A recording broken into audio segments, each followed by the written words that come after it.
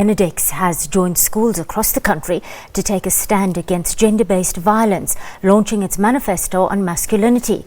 The Crime Against Women in South Africa report by Stats SA shows that femicide is 5 times higher in our country than the global average. To tell us more, we are joined now in studio from St Benedict by Dr Deon Oerson, Campus Headmaster for Community Wellness and Advancement, and student leader Olivier Chelengi. Good afternoon, gentlemen, and thank you to the SABC News Desk. Good afternoon. Thank you for having us. Olivier, let's start with you. This was a really moving pledge by yourself and your peers.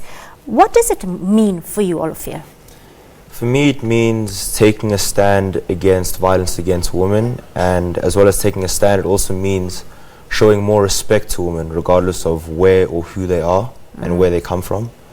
And I think it also takes a stand against the violence that has been happening recently against females and children in South Africa. I read through the pledge and there were a whole lot of points that resonated with me as a woman. What were some of the points that resonated with you mostly? One that resonated with me the most was not putting a woman below yourself. Yes. And also not to raise a hand against any woman. And I think that is very important, especially with the whole stigma that a man is entitled to a woman's body. Yes. Let's get to you, Headmaster. I just want to start first, your role as Headmaster for Community Wellness and Advancement. Tell us what this is and what this actually entails at the school. I form part of the executive committee, and we've got 4 pillars in our school: academic, sport, curriculum, and culture and religion. And I focus mostly on the hidden curriculum. So I look at transformation and diversity, social cohesion, social justice. I engage with parents, boys, and staff on their wellness through parent wellness evenings, staff wellness engagements. I also look at the ethos of the school, being a Catholic school. So I'm part of the ethos committee, overseeing that we maintain true, that we stay true to our mission and our ethos as an oblate school. And then I also engage with the alumni. Headmaster, I want to understand from your engagement with the boys and the communities, what have you garnered or sussed out about boys generally and their socialization skills when it comes to girl children and gender relations amongst teenagers right now? Raising boys, I think you'd understand, is a difficult thing to do. Because focus is mostly placed on the girl child. As a boys' school, our biggest engagement with the boys is about becoming good men, becoming good citizens, and our mission speaks to that. Our mission speaks to 7 maturities. So it's a personal maturity, spiritual maturity, moral maturity, constitutional maturity. And for us, that's important because we want to send our boys into the world to hold their own, but also to make a meaningful contribution in the areas that they will engage with. We do engage with our sister schools as well. There's lots of socialization with girls. But I think for us the main, the crux of the manifesto, which was initiated by Executive Headmaster, was to put pen to paper and to make it real for our boys. So they signed the pledge. Olivier, did you actually play an active part in what went into the manifesto? Yes, we did. Well, so on the day that we did sign the manifesto, we had the prefects sign it first. And then after the prefects had signed it, we ushered the rest of the school to sign it, preferably only grade 7s and upwards. And then from there, the heads of houses or the deputies had handed out copies of the manifesto to everyone else. Tell me what's actually contained in the manifesto. I want to hear. Unfortunately, we don't have it up on the screen, but I actually do have a copy. Okay, do you want to read for us, Olivier? So it says, as a man, I commit always to treat all women as my equal, protect women as best as I can, treat a woman as a person and not an object or possession, recognize and act upon the truth that men and women are equally capable, understand that the manner in which I speak about women is directly linked to the way I and those around me view and treat women, and therefore choose not to speak in a way which gives standing to rape culture. Call out other men on their inappropriate behavior towards women. For example, when derogatory comments relating to women are made on WhatsApp groups. Report and put a stop to any form of abuse against women. Make women feel safe in every action I do, every word I speak, and every thought I have.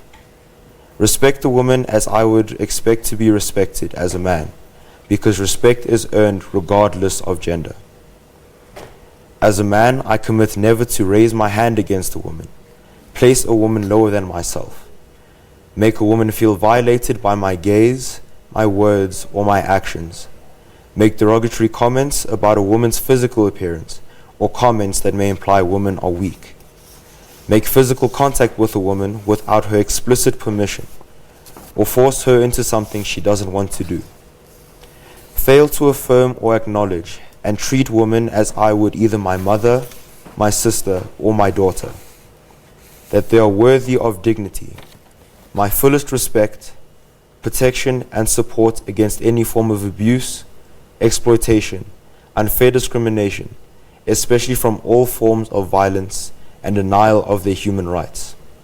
Assume anything about a woman from what she is wearing. Make a woman feel uncomfortable as a result of my presence. Bully any woman or allow any person to bully a woman. Bullying implies physical, verbal, emotional harassment. Question a woman's... Olivier, if I can stop you there, and those are some really salient points that you've made there. In your experience and up until grade 11 in your socialization and so on, have you come across any cyberbullying and WhatsApp bullying at all? I actually have not come across cyberbullying, but... But do you feel if you were to come across it, you would have this necessary skills at hand to deal with a situation like that? Yes. Okay. Just on that note, because it's become a huge problem, social and online bullying, cyberbullying, whether it's gender specific or not, are the boys being equipped to handle these kind of situations, Deon? Yes, we start from grade R. We include it in the foundation school, we include it in the life orientation program, but there's also specific programs that we run with the boys. In the prep school, we start from grade 4, it's from grade 4 to grade 7, and there's a focus on that as well. We also bring in experts to engage with the boys. And in the senior school, we bring experts in to engage with the boys, but we also run a program. So we run a full anti-bullying program in our grade 8 here. We also run a character building program, and that's an ongoing process. So we educate the boys and we also equip them. On our school app, there is a button where boys can submit any forms of bullying, and we act upon that. We encourage the boys to submit any forms of bullying.